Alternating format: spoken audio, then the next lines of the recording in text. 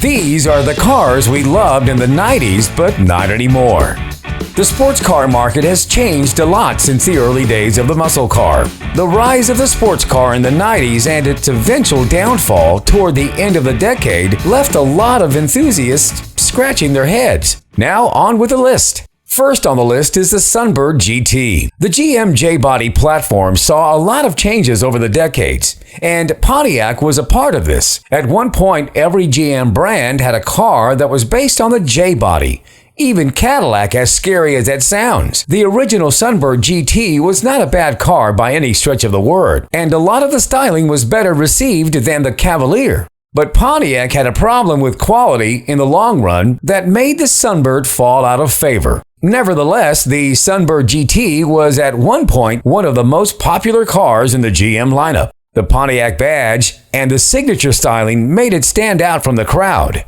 Next is the SATURN SL2. The compact cars of the early 1990s are some of the most memorable to most millennials in one sense or another. We've all either ridden in one or had a parent that owned one of these well-known cars. SATURN was a brand that was particularly successful for a brand new offering, with the sales far exceeding the expectations of General Motors. On top of that, the S series was made of a dent-resistant material, which was a first of its kind for a car. Sadly, as time went on, these SATURNs were sent to rental car fleets and eventually forgotten. By the end of the new millennium, the SATURN brand was nothing more than a rebadged model of other GM cars. The originality was gone, and most of the original fans of the brand had long since moved on. Nowadays, you'll see an original SATURN from time to time, but the cars have mostly died off. The reliability was never a strong point, and with no dealer network left, most of the warranties and servicing have dried up.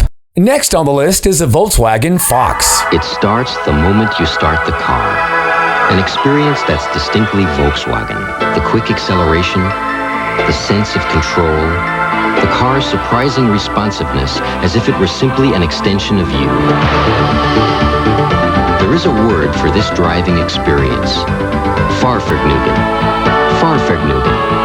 It's what makes a car a Volkswagen. When the 90s rolled around, the Volkswagen company was in a state of a brand identity crisis in the US. Gone were the early days of the popular and iconic Beetle, and the cars had become stale and dated. There was no originality in the Volkswagen line, and as such, the cars were lacking that special sauce of the earlier models. The Fox is a car that most of us have long forgotten, and with its squared body and lack of features, it's no wonder. The 1993 Fox didn't even come with a standard radio, but with a base price of $5,700, it was one of the most affordable cars you could get. Sadly, this wasn't enough to propel the little Volkswagen model into stardom. Instead, it created a lack of interest in the brand and eventually almost bankrupting the company. Volkswagen had to reinvent itself with the current models that we find today, and the new Beetle was one of the first new revolutionary cars for the brand. Next on the cars we loved in the 90s but not anymore is the Honda Accord.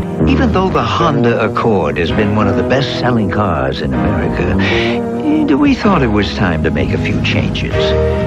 Like more interior space, dual airbags, better performance, and all-new styling. The 1994 Accord DX sedan. Basically, Honda changed everything. But the price. The Honda Accord hit its stride during the start of the 90s. The popular name was more modern and more refined than ever before. Honda began to break sales records with the Accord, and this caused some problems with domestic automakers. The Accord was sleek and comfortable, with more than enough power to compensate for the size increase. To this day, the Accord has remained the top seller for the company in the passenger car segment. The Accord had a lot to offer families in terms of value and safety. This is why the car skyrocketed after the mainstream redesign and has remained a fixture of the automotive industry. Anyone who was around in the 90s knows this Accord body style. Next is the Mercury Capri. Enthusiasts don't realize that the Mercury brand had quite a few unique models during the 90s. The Capri was the last convertible to ever bear a Mercury badge. The car had a spunky style that didn't look like anything else in the lineup. The Capri was fun to drive with a fair level of tuning that went into the suspension. Because the sales were not as expected, the car is fairly rare, and you'll find these models very seldom on the open market. Few cars are as rare as the Mercury Capri during this era. The consumer appetite for convertibles was waning, and the Capri was a last-ditch effort. Unfortunately, there was increased competition in the marketplace during this time for cheap convertibles, such as the Geo Metro and the Chevy Cavalier. Next is the Dodge Intrepid.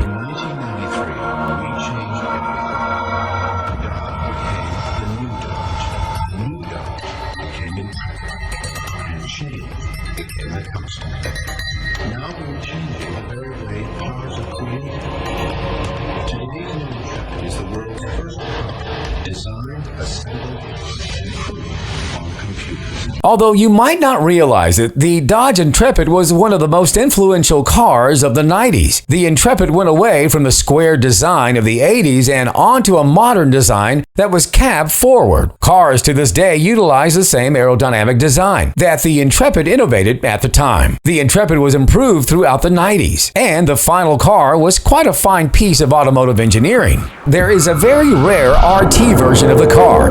The new Dodge Intrepid RT combines the responsiveness of AutoStick with the high performance of an aluminum 242-horse Magnum V6. You can't go wrong with the forward-thinking design and smooth-riding V6 power. Next is the Mitsubishi Galant VR4. Raindrops on roses and whiskers on kittens. The 1995 Mitsubishi Galant, filled with thoughtful details. These are a few of my favorite days. The 80s and the early 90s were an important time for automakers. Designs and power were improving. The VR4 had a lot of special features that made it stand out from the average family sedans at the time. The most important thing was the turbocharged motor. Yes, the same engine that made its way into the Lancer Evo. The Mitsubishi Galant VR4 was a big sedan with a lot of interior space. Finding one of these in great conditions can be an awesome find, to say the least. Next is the Oldsmobile Cutlass Quad 442. We already know what you're thinking. What is this, you ask? During the 90s, GM was trying to infuse some life into the Oldsmobile brand. The Quad 442 had the same name as the legendary muscle car, albeit a modern design. The power plant was a V6 engine, but the car still managed to achieve some respectable track numbers. The obscure design of the Quad 442 was an exciting car to drive. Unfortunately, reliability and quality issues plagued this generation of GM cars. The design of the car was universally panned by the critics, but for what it was, the Quad 442 wasn't a bad entry. The car provided more driving pleasure than a lot of comparable models did at the time. Next on the cars we loved in the 90s but not anymore is the Honda Civic Del Sol. Presenting the new Civic Del Sol from Honda. It's a sporty, open-top car with a very remarkable feature. When it's windy outside, it's not so windy inside. The Del Sol is perhaps one of the most unique Hondas to ever come out of development. Not because of any great amount of horsepower or other number, but because the car was unique. It was a two-door Civic that infused a target top design, an oddity for a car in this price range at the time. There was nothing inherently unique about the Del Sol. It just stood out like a sore thumb. The car was heavier than the stock Civic, and this turned a lot of tuners off. Still, the Del Sol has been making a comeback in the used car world, and the values are rising. The VTEC variant of the car is the most highly sought-after model, and if you add some aftermarket modifications, you can have a credible street rod. Next is the ISUZU Impulse RS. Remember Mr. ISUZU? Buongiorno. I'm the world's greatest race car driver. Recently, I had a little problem here at Monte Carlo, so I switched to this $200,000 Formula ISUZU. It comes with driving gloves and a pit crew, all standard. It's so fast, it will go from Paris to Rome in 2 minutes. And the bank gave me 5.9% financing just because they like my face. The ISUZU Impulse. There was a time when ISUZU sold cars instead of just sports utility vehicles. Heck, there was a time when ISUZU was part of the automotive industry, period. If the Impulse looks familiar, that's because it was the car that the more popular Geo Storm shared its components with. The Impulse had the makings of a great car. It was lightweight and the suspension was even tuned by Lotus. But the car just failed to get in front of consumers, and thus ISUZU let it fade into obscurity. Once the Impulse was discontinued, the automaker focused on SUVs and rode the SUV boom of the 90s until the models became unpopular. A consumer outrage against SUV rollovers finally put the nail in the coffin of ISUZU for good. Well, there you have it, some of the 90s cars everyone loved, but not anymore. Look out for part 2. Let us know what you think. Leave a comment below. Give us a thumbs up, subscribe, and hit that bell for future video notifications. Again, thanks for watching the Boca Brothers Car Reviews.